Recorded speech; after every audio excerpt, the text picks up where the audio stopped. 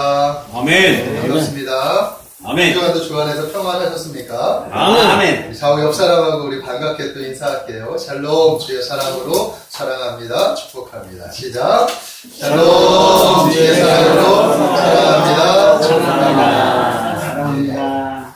이번에 이렇게 기도하겠습니다. 이렇게 인사할게요. 샬롬, 복음의 열매를 풍성하게 맺으시기를 축복합니다. 아멘. 다시 한번 시작. 샬롬, 복음의 열매를 풍성하게 맺으시기를 축복합니다. 아멘. 복음의 열매를 풍성하게 맺으시기를 아멘. 주님의 이름으로 축복합니다. 아멘. 자, 오늘 본 말씀을 통해서 복음의 열매라고 하는 제목으로 말씀을 전하겠습니다. 오늘도 말씀 가운데 성령의 풍성한 은혜가 우리 성도님들 신령 가운데 충만하게 임하시기를 주님의 이름으로 축복합니다. 아멘. 자, 주식 투자의 대가가 있어요. 워렌 버핏. 한 번쯤은 다들 들어보셨을 거예요. 이분이 누구냐 하면 세계 제2의 가부예요. 빌 게이츠 다음으로 가장 돈이 많은 사람. 가부예요. 이분은 주식에 관한 안목과 철학이 아주 남다릅니다. 그래서 많은 사람들이 주식을 통해서 낭패를 보고 있지만 이 사람은 주식을 통해서 세계 가부의 바늘에 선 사람이에요. 자, 그가 6살 때의 이야기입니다. 6살 때. 아주 남달랐어요. 올해는 6살 때 이익을 남기는 법을 배우게 됩니다. 어떻게 하냐면, 한 번은 코카콜라가 6개들이 이 묶음이 있는데, 이 묶음을 25센트에 이렇게 샀어요. 그 어린 아이가 25센트에 샀어요. 그리고 나서 그것을 낱개로 5센트에 파는 거예요. 그러니까 6개를 25센트에 사서, 낱개로 6개를 5센트에 팔면 얼마가 되는 거예요? 30센트가 되죠. 그래서 20%의 순이익을 이렇게 순마진을 많이 이렇게 남기게 되는 겁니다. 이때 자신이 직접 이렇게 물건을 팔아서 이익을 남기는 법을 아주 어릴 때부터 배우게 됩니다. 자, 그로부터 50년이 지난 그는 코카콜라의 최대 주주가 됩니다. 그는 자신이 투자 회사를 통해서 코카콜라의 지분을 8%를 갖게 되는데 이 8%는 어떤 결과를 맺느냐? 코카콜라가 12개가 팔려질 때 하나의 이익이 자기에게 되는 거예요. 이렇게 해서 부가 엄청나게 쌓이게 되는 거죠. 자, 버핏이 주식을 처음 사들인 것이 10살 때라고 합니다. 그가 첫 일자리였던 신문 배달을 그 인연으로 해가지고 나중에 그 신문사의 최대 사회 주주가 되는 거예요. 그래서 1970년대는 워싱턴 포스트지에 투자한 그 1,100달러가 투자 없어도 10억 달러의 이상 그런 이익을 남기는 그런 큰 결과를 얻게 됩니다. 게다가 그가 회장으로 있는 지금 자신의 회사 버크셔 해서웨이라고 하는 그 회사는 주가를 샀을 때만 해도 당시에 7달러밖에 안 됐었어요. 그런데 10년 지나서 70달러, 또 10년이 지나서 700달러, 그 다음에 7,000달러, 7만 달러, 해마다 공이 하나씩 추가가 됩니다. 그렇게 회사가 이렇게 성장을 하게 됩니다. 정말로 대단한 투자자라고 말씀을 드릴 수 있습니다. 자, 사람들이 무엇인가에 투자를 할 때는 반드시 이익을 남기기 위해서 투자를 해요. 아멘. 그죠? 뭔가를 투자를 하면 이익을 남기기 위해서 투자를 한단 말입니다. 만약에 여러분들이 주식을 사든, 부동산을 사든, 또 그 외에 무엇인가에 이렇게 투자를 한다고 할 때 반드시 무엇을 기대하면서 투자를 합니까? 그죠? 이익을 남기기 위한 어떤 그런 기대를 하면서 투자를 하는 거예요. 그죠? 우리가 무엇인가에 투자를 한다고 했을 때는 반드시 이익을 기대한다. 자, 그렇다면 우리 하나님께서는 어떠실까요? 하나님 우리에게 투자를 하실 때 과연 어떨까요? 네? 하나님은 아무 이익 같은 데는 관심이 없을까요? 하나님이 우리에게 투자를 하셨을 때 이익은 상관없어. 그냥 너가 잘 되면 돼. 그런 마음으로 투자하실까요? 아니. 하나님도 우리에게 투자를 하실 때는 그냥 투자하지 않습니다. 뭔가 기대를 하고 투자하신다는 사실을 알아야 합니다. 자, 예수 그리스도를 우리에게 투자하셨어요. 하나님. 하나밖에 없는 독생자, 외아들, 그 아들 예수 그리스도를 우리에게 투자하신 하나님. 그 하나님 우리에게도 동일한 열매를 얻게 하시기를 원하신다. 그런 아멘. 기대를 가지고 예수 그리스도를 투자하신 거예요. 아멘. 성경은 투자에 대한 이야기가 나와요. 열매에 대한 이야기. 성경은 달란트의 비유에 대해서 나오죠. 마태복음 25장에도 나오고 누가복음 19장에도 이 달란트 비유가 나와요. 자, 어떤 주인이 멀리 타국에 갈 일이 있었습니다. 그래서 종들을 불러요. 그리고 각자의 능력에 따라 달란트를 줍니다. 3명의 종들을 부르더니 한 종에게는 달란트 5개, 두 번째 종에게는 2달란트, 세 번째 종에게는 한 달란트를 줘요. 능력의 차이가 있기 때문에 능력, 그 재능에 따라 달란트를 이렇게 맡겼다는 거예요. 그리고 나서 주인은 자신의 길을 가기 위해서 멀리 떠났어요. 자, 한참 후에 돌아온 그 주인. 이 종들이 내가 맡긴 그 달란트를 가지고 어떻게 했는가. 이게 궁금한 거예요. 그래서 종들을 불렀어요. 그랬더니 첫째 종이 와가지고 주인에게 이렇게 얘기해요. 주인님, 저는 이것을 가지고 장사를 해서 5달란트를 남겼습니다. 자, 여기 10달란트가 있어요. 주인님, 받으십시오. 두 번째 종이 달려와서, 주인님, 저도 이것을 가지고 장사를 했습니다. 그래서 2달란트를 남겼어요. 4달란트가 여기 있습니다. 주인님, 받으십시오. 주인의 입장에서 얼마나 기뻤겠습니까? 너무 기뻐서 칭찬해요. 역시, 너희들은 나의 기대를 저버리지 않는구나. 잘하였다, 나의 종들아.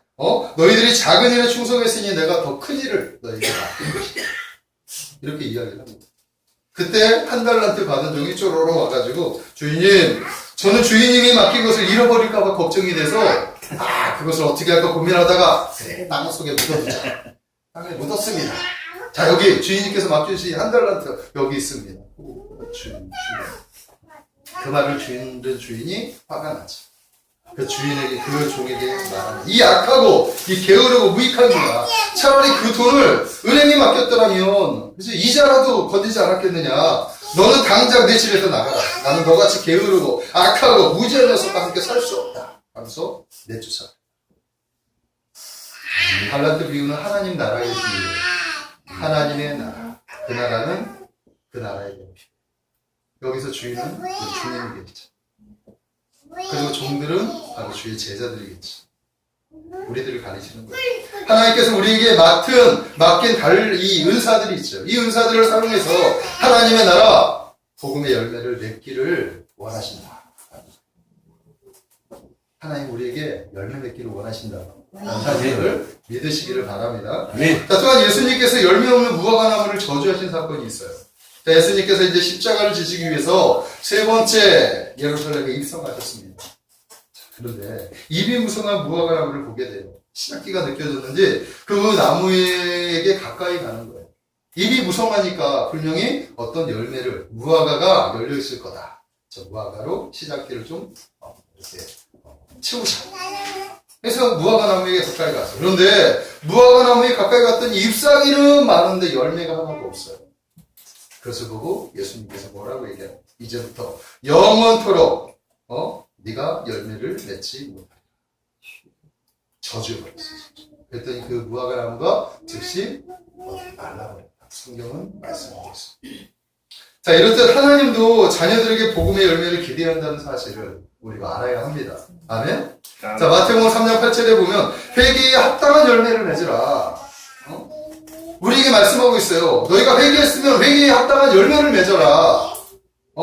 회개했으면서 아무런 열매가 없으면 그것이 회개냐? 우리에게 말씀하고 있는 거예요. 또한 나무를 비유하면서 우리를 나무로 비유해요. 나무는 열매를 통해서 안다. 너희가 나무라고 한다면 그러면 어떤 열매를 거두어야 한다. 좋은 나무는 아름다운 열매를 거둘 것이고 나쁜 나무는 나쁜 열매를 거둘 것이다. 마지막 날에 아름다운 열매에서 나는 열매는 내가 딸 것이지만 나쁜 열매는 내가 나무를 도끼로 찍어서 불에 던져버릴 것이다. 이렇게 말씀하고 있다는 거예요.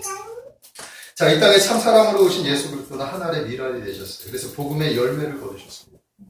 자, 그리고 고린도전서 15장 20절의 말씀에 보면 이제 그리스도께서 죽은 자 가운데서 다시 살아 잠자는 자들의 첫 열매가 되셨도다. 이렇게 말씀하고 있습니다. 그러니까 예수님께서는 부활하셔가지고 죽은 자들의 첫 열매가 되셨어요. 십자가를 통해서는 구원의 열매를 거두시고 부활하신 후에는 잠자는 자들, 죽은 자들과 이렇게 잠자는 자들, 그들을 같이 부활시키겠다. 그래서 부활의 첫 열매, 이렇게 예수님께서 열매를 거두셨다. 자, 그러므로 우리 주의 제자들은 열매를 거두어야 합니다. 믿으십니까? 아멘. 우리가 예수 믿는다고 하면 반드시 열매를 거두어야 해요. 성령 받은 사람들은 성령의 열매로 자신을 증명해야 됩니다. 아멘? 아멘. 성경에는 성령의 열매에 대해서 말씀하고 있어요. 갈라디아서 5장 22절과 23절의 말씀을 보면 성령의 9가지 열매를 말하는데 오직 성령의 열매는 사랑과 희락과 화평과 오래 참음과 자비와 양성과 충성과 온유와 절제니 이 같은 것을 금지할 것이 없다. 금지할 것도 없다. 말씀하고 있습니다. 우리가 성령을 받은 주의 제자라고 한다면 우리는 사랑의 열매를 거두어야 해요. 희락의 열매를 거두어야 해요. 화평의 열매를 거두어야 합니다. 오래 참음의 열매를 거두어야 해요. 인내죠, 인내. 자비의 열매를 거두어야 해요. 남을 자비롭게. 우리가 자비를 받았으니까 남에게 자비를 거두어야 해요. 양선의 열매를 거두고 충성의 열매를 거둬야 하고 온유의 열매를 거둬야 하고 절제의 열매를 거두고 이 외에도 다양한 성령의 열매를 거두어야 합니다. 성령 받은 하나님의 자녀들 이런 열매도 내가 하나님의 제자입니다. 주의 제자입니다. 이것을 나타낼 수 있어야 한다는 것입니다. 아멘. 자, 그렇다면 여러분들은 지금 어떤 열매를 맺고 계십니까? 이런 열매들을 맺고 계십니까? 네? 이런 열매들이 있습니까? 열매들을 거두셔야 돼요. 아멘. 우리는 열매를 맺어야 해요. 왜냐하면 복음을 받았기 때문에. 아멘? 우리 이미 복음을 받았죠. 그럼 복음의 열매가 나타나야 합니다. 저는 우리 참 행복한 성도님들이 이 복음의 열매로 풍성히 맺게 되기를 주님의 이름으로 축복합니다. 아멘. 자, 오늘 예수님께서 제자들에게 씨 뿌리는 자의 비유를 통해서 씨 뿌리는 자의 비유를 이야기를 하는 것. 그리고 하나님의 나라는 열매를 거두어야 한다. 이것을 말씀하고 있다. 이것을 가르쳐주고 있습니다. 우리 20절의 말씀을 한번 다 같이 합독해서 한번 읽겠습니다. 시작. 좋은 밭에 뿌려진 씨앗, 즉 복음의 씨앗이 30배, 60배, 100배로 결실을 맺느니라. 아멘. 좋은 밭에 뿌려진 씨앗은 복음의 씨앗, 말씀의 씨앗은 30배, 60배, 100배로 결실을 맺는 거예요. 그러므로 너희도 이렇게 결실을 맺어야 한다. 아멘. 아멘. 우리에게 그것을 가르쳐줘. 하나님의 나라는 복음이 씨앗이 돼요. 뿌려졌을 때. 그 씨앗이 나중에 30배, 60배, 100배로 결실을 맺어요. 아멘. 너희가 복음을 받았다면 당연히 그런 결실을 맺어요. 이것을 가르쳐주고. 자, 저는 오늘 이 씨 뿌린 자의 비유 안에 나오는 이 네 가지의 밭, 이 네 가지의 밭을 통해서 성도들이 어떻게 하면 복음의 열매를 거둘 수 있을까? 자, 우리가 어떻게 하면 복음의 열매를 거둘 수 있을까에 대해서 한번 은혜를 나누기를 원합니다. 자, 첫 번째는 뭐냐 하면 복음의 열매를 맺기 위해서는 사단에게 말씀을 빼앗겨서는 안 된다. 아멘? 아멘. 우리 한번 15절 말씀을 보겠습니다. 15절 말씀. 우리 다 같이 합독해서 읽겠습니다. 시작. 말씀이 길가에 뿌려졌다는 것은 이들을 가리킴이니 그 말씀을 들었을 때에 사단이 즉시 와서 그들에게 뿌려진 말씀을 빼앗는 것이요. 말씀이 길가에 뿌려진 사람들을 가리켜서 말씀하고 있는데 말씀이 뿌려졌는데 말씀을 들을 때에 사단이 와서 그 뿌려진 말씀을 빼앗는다고. 네? 사단은 우리의 말씀을 빼앗는 거예요. 자, 열매를 맺기 위해서 우리가 지켜야 할 것이 있죠. 그게 뭡니까? 열매를 맺기 위해서 지켜야 하는 것. 씨앗을 지켜야죠, 씨앗. 이 씨앗이 말씀이에요, 말씀. 이 씨앗이 종자예요, 종자. 이 말씀을 들어야 말씀의 결과를 얻게 되는 거예요. 근데 말씀 자체를 빼앗겨버리면 말씀의 결과를 얻을 수가 없는 거예요. 예? 그래서 우리가 지켜야 할 게 뭡니까? 복음의 말씀. 말씀을 지켜야 돼요. 예? 사단은 우리 흐시탄탄 놀려서 우리에게 뿌려진 말씀들을 그것을 열매 걷지 못하도록 뺏어. 근본적인 싹을 아주 싹둑 잘라버리기 위해서 복음이 아예 들어가지 못하도록 마음을 강팍하게 만들고 마음을 아주 희한하게 만들어서 복음 자체를 뿌리를 내리지 못하도록 말씀의 결과를 내지 못하도록 그러고 하겠다가 부리는 종들 여기서 오늘 새들이 와서 말씀을 쫓기는 경우가 있어요. 사단이 부리는 종들을 가서 그들의 마음에 있는 그 뿌려진 말씀을 빼앗아 이 얘기가 있어요.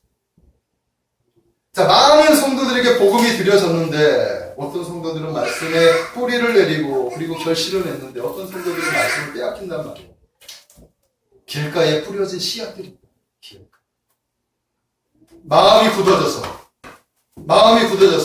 말씀이 노출되어지고 그 노출된 말씀이 사단이 쪽쪽쪽쪽 쪼아놓는 말씀을 빼앗기고 그러면 말씀의 결과를 얻을 수가 없게 된다.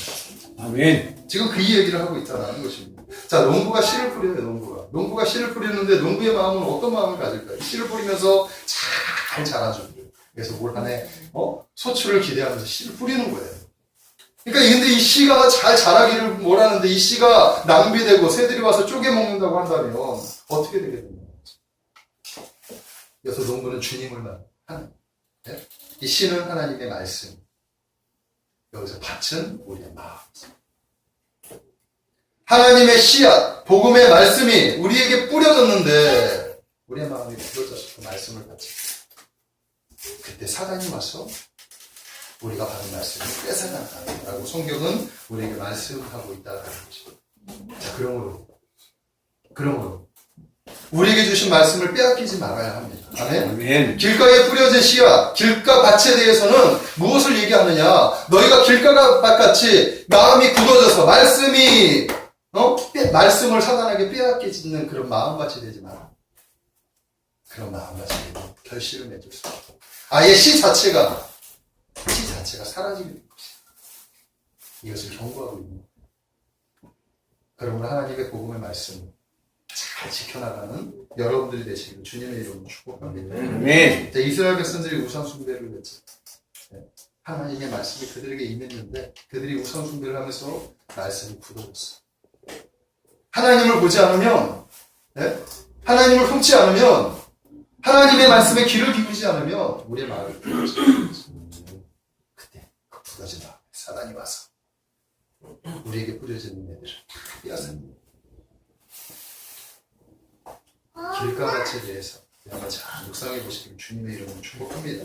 그래서 우리가 굳어지는 마음, 이 강팍한 마음을 제거하고 딱딱한 마음 제거하고 우리 안에 부드러운 마음, 그죠? 부드러운 밭을 가지시길 주님의 이름으로 축복합니다. 그래야 말씀이 들어갈 수가 있는 거예요. 자, 두 번째는 뭐냐 하면 복음의 열매를 맺기 위해서는 마음속에 품고 있는 세상의 것들을 다 버려야 합니다. 순서가 조금 바뀌었는데 제가 일부러 앞에다 올려놨습니다. 마음속에 품고 있는 세상의 것들을 다 버려야 돼요. 우리 말씀 한번 보겠습니다. 18, 19절의 말씀이에요. 우리 눈으로 보십시오. 제가 읽겠습니다. 또 어떤 이는 가시 떨기에 뿌려진 자니 이들은 말씀을 듣기는 하되 세상의 염려와 재물의 유혹과 기타 욕심이 들어와 말씀을 막아 결실하지 못하게 하는 자요. 가시 떨기에 대해서 이야기를 하는데 이 가시 떨기는 세상의 염려와 재물의 유혹과 기타 욕심에 대해서 말하는 거죠. 네? 우리의 마음에 그런 것들이 있어서 말씀을 막아서 결실하지 못한다라는 거예요. 세상의 염려와 재물의 유혹과 기타 욕심은 예수는 믿기는 믿지만 여전히 우리 안에 가지고 있는 옛사람을 말하는 거예요. 옛 자아를 말하는 거예요. 이런 것들을 가지고 있으면 말씀에 뿌리를 내리지. 세상적인 사고를 가지고 있죠. 세상적인 가치관, 더러운 욕망, 더러운 습관들, 더러운 그런 습성들, 이런 것들을 버리지 않으면 안 돼요. 옛 자아를, 옛 사람을 버리지 않으면 하나님의 말씀, 이 새 자아가, 새로운 가치관이 들어오지 않는단 말입니다. 말씀을, 우리를 새롭게 하는 말씀. 그런데 옛 자아가 우리 안에 있으면, 옛 습들이 우리 안에 있으면, 그러면 우리가 새 사람으로 변화되지 않는다. 자, 사도 바울이 우리에게 권면하고 있어요. 에베소서 4장 22절에서 24절의 말씀에 보면 너희는 유혹의 욕심을 따라 썩어져가는 구습을 따르는 옛사람을 벗어버리고 오직 너희의 심령이 새롭게 되어 하나님을 따라 의와 진리의 거룩함으로 지으심을 받은 새 사람을 입으라. 아멘? 새 사람을 입어야 돼요. 옛 사람을 벗어버려야 돼요. 썩어져가는 구습을 쫓는 옛 사람을 벗어버리지 않으면 새 사람을 입지를 못해요. 가시떨기가 그것을 얘기해요. 그것을 버려야 우리가 새 사람이 될 수 있고 성령의 열매를 거둘 수 있게 됩니다. 자, 어떻게 하면 그것을 버릴 수 있을까? 자, 옛사람을 버리기 위해서 사도 바울은 그 뒤에 에베소서 25장 4장 25절 이하에 우리가 어떻게 살아가야 하느냐, 어떤 마음을 가지고 살아가야 하는지를 말씀하고 있는데 10가지로 제가 정리했습니다. 잘 들어보십시오. 첫 번째는 뭐냐 하면 거짓을 버리고 참된 것을 말하라는 거예요. 우리 안에 거짓 세상의 가치관 자체가 거짓이에요, 거짓. 참, 진리를 받은 우리는 진리를 말해야 할 줄로 믿습니다. 거짓을 버리고 진리를 말하셔야 돼요. 분을 품지 말고, 분을 내지 말고, 죄를 짓지 말아요. 분노는 우리를 죄를 유발하게 합니다. 우리 안에 있는 분노를 제거하라는 말씀입니다. 마귀에게 틈을 주지 말라는 거예요, 마귀는 호시탐탐 노리는 거예요. 조그마한 틈만 있으면 마귀는 그 틈을 비집고 들어와서 우리를 넘어지게 합니다. 도둑질 하지 말아라. 가난한 자들을 구제할 수 있도록 선한 마음을 가지고 선한 일을 하여라. 더러운 말은 입 밖에도 내지 말고 덕을 세우는 선한 말을 하라. 성령을 근심하게 하지 말아라. 악독과 노함과 분냄과 떠드는 것과 비방하는 것을 모든 악의와 함께 버려라. 친절하게 하고 사람을 불쌍하게 여기고 서로 용서하라. 예수님을 본받는 자가 되어서 사랑하며 살아라. 이렇게 말씀하고 있어요. 아멘. 하나님의 자녀들은 이렇게 살아가야 할 줄로 믿습니다. 아멘. 우리가 이렇게 살아갈 때 아름다운 열매를 거둘 수 있게 될 줄로 믿습니다. 아멘. 이것이 바로 새 사람을 가진 우리 안에 있는 가시떨기들을 다 제거한 그런 아름다운 새 나오는 결과를 볼 수 있을 겁니다. 저는 여러분들이 이런 마음을 품고 살아가게 되기를 주님의 이름으로 축복합니다. 자, 세 번째는 뭐냐 하면 복음의 열매를 맺기 위해서 말씀의 뿌리를 깊이 내려야 해요. 말씀의 뿌리를. 아멘. 16절 17절의 말씀입니다. 눈으로 보십시오. 돌밭에 뿌려졌다는 것은 이들을 가리킴이니 곧 말씀을 들을 때에 즉시 기쁨으로 받으나 그 속에 뿌리가 없어 잠시 건지다가 말씀으로 인하여 환난이나 박해가 일어날 때에는 곧 넘어지는 자예요. 이렇게 말씀하고 있어요. 자, 돌밭. 말씀을 듣기는 들어 기쁨으로 받기는 받아. 그런데 환난이나 어떤 핍박이 왔을 때 아이고 나 살려라 하고 말씀이 보고 다 버리고 도망간다는 거. 네? 자, 우리가 예수님을 믿다 보면 좋은 일만 있지 않아요. 예수 믿으면 좋은 일만 있다고 생각하지 마십시오. 오히려 그때부터 전쟁이 시작됩니다. 우리 안에 옛 자아를 죽이고 새 자아를 받아들여야 하니까 전쟁이 시작돼요. 때로는 여러 가지 시험과 고난들이 찾아와요. 예? 평안했던 삶 속에 잔잔한 바위에 돌멩이가 예. 사단은 우리가 사단 가운데 있을 때는 평안하게 놔둬버려요. 그러나 주 안에 거하게 되면 사단이 계속해서 공격을 하고 때로는 하나님께서 우리를 연단해서 성숙한 믿음의 신앙인으로 자라날 수 있도록 가끔 고난이라고 하는 훈련을 우리에게 주실 수도 있단 말입니다. 그래서 믿으면 믿는다고 해가지고 평안하지만 않아요. 잘 되지만은 않아요. 성경에 보면 로마서 5장 3절에서 5절의 말씀에 이런 말씀이 있어요. 우리가 환난 중에도 즐거워하나니 환난은 인내를, 인내는 연단을, 연단은 소망을 이루는 줄을 알미로라. 소망이 우리를 부끄럽게 하지 아니하면 우리에게 주신 성령으로 말미암아 하나님의 사랑이 우리 마음에 부은 바 됩니다. 아멘. 이런 과정을 통해서 우리가 소망을 얻을 수가 있게 되는 거예요. 네?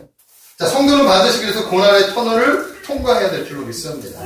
왜냐하면 옛사람을 죽이기 위해서 하나님은 고난이라고 하는 훈련을 통해서 우리를 성령의 사람으로 이렇게 만들어 가시기 때문입니다. 자, 그런데 말씀에 뿌리를 내리지 못하면 어떻게 될까요?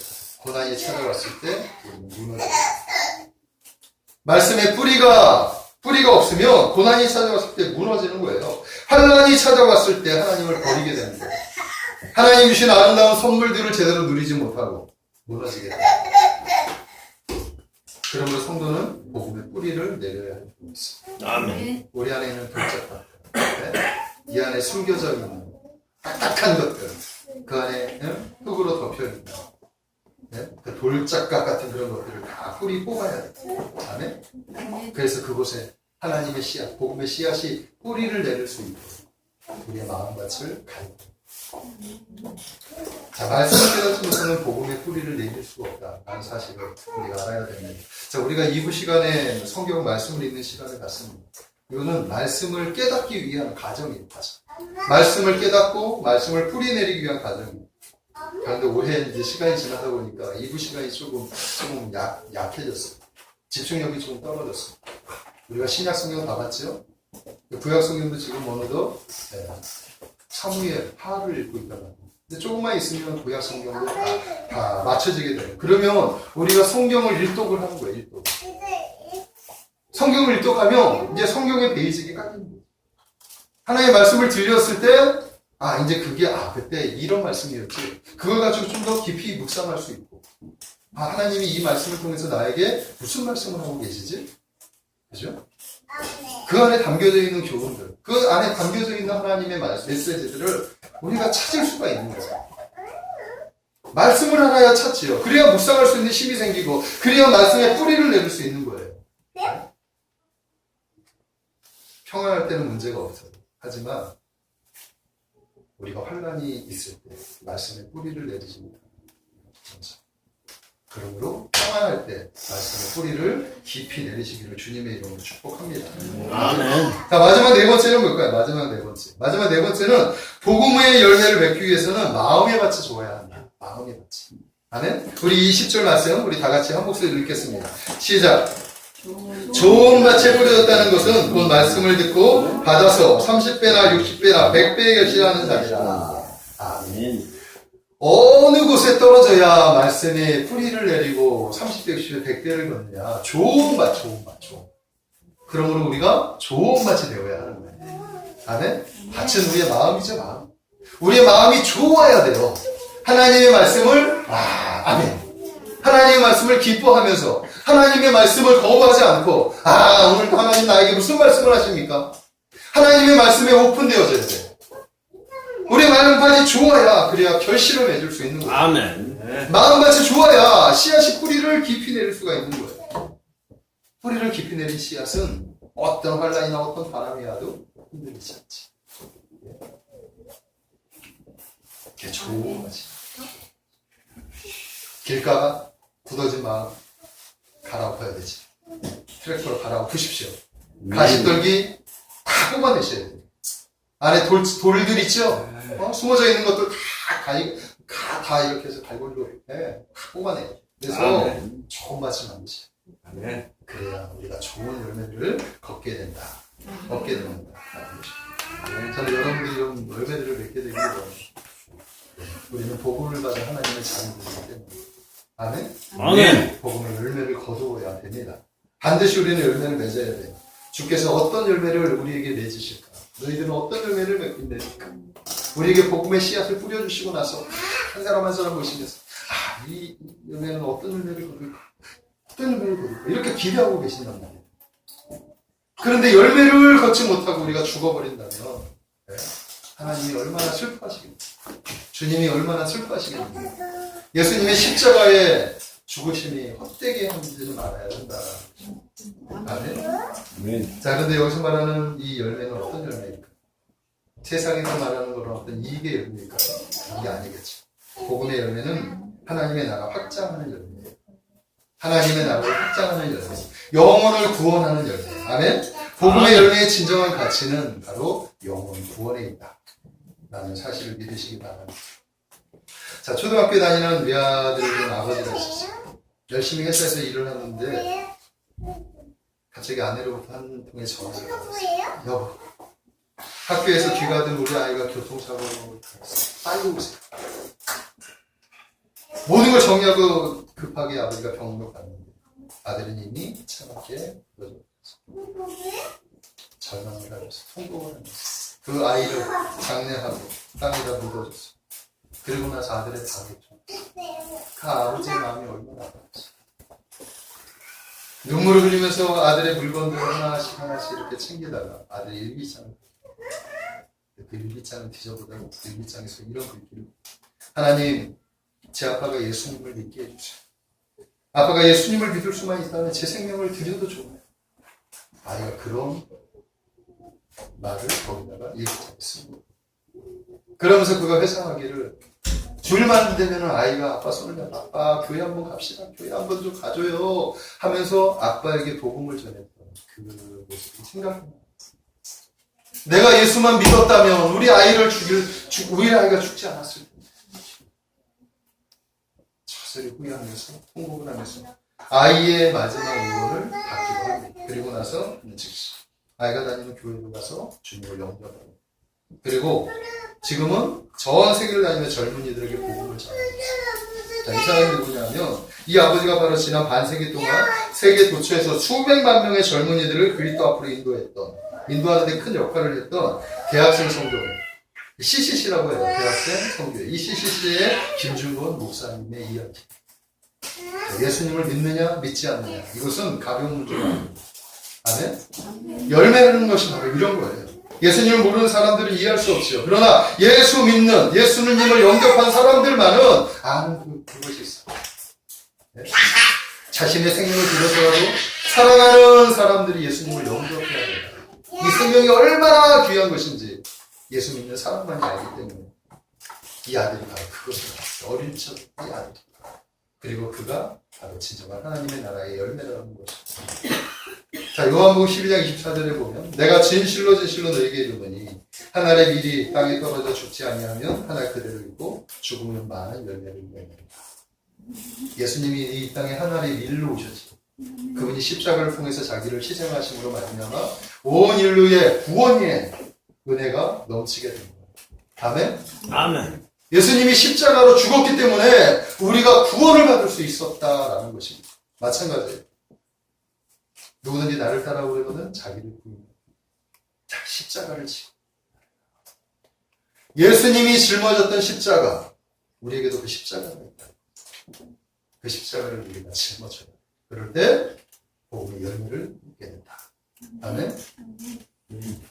저는 십자가를 여러분들이 짊어지시길 주님의 이름으로 축복합니다. 말씀을 정리하겠습니다. 하나님 우리에게 복음을 주셨어요. 말씀을 주셨단 말이에요. 근데 말씀을 주시는 것은 하나님이 말씀을 뿌릴 때 무엇인가를 기대하는 겁니다. 말씀을 받는 하나님의 자녀들이 열매를 거두고 잘 자라기를 원하는 거예요. 아멘? 아멘. 그러므로 우리는 열매를 거둬야 합니다. 복음의 열매. 오늘 복음의 열매를 맺기 위해서 제가 4가지를 말씀드렸어요. 첫째, 사단에게 말씀을 빼앗겨서는 안 되겠다. 둘째, 마음속에 품고 있는 세상의 것들을 다 버려야 되겠다. 세 번째, 말씀의 뿌리를 깊이 내려야 되겠다. 네 번째, 우리의 마음의 밭이 좋아져야 되겠다. 아멘? 아멘. 그럴 때 우리가 복음의 열매를 걷게 될 줄로 믿습니다. 기도하겠습니다. 사랑의 하나님, 우리에게 복음을 주셨습니다. 말씀을 주셨습니다. 하지만 우리가 그 말씀을 소홀히 하고 하나님, 때로는 이 말씀을 사단에게 빼앗기고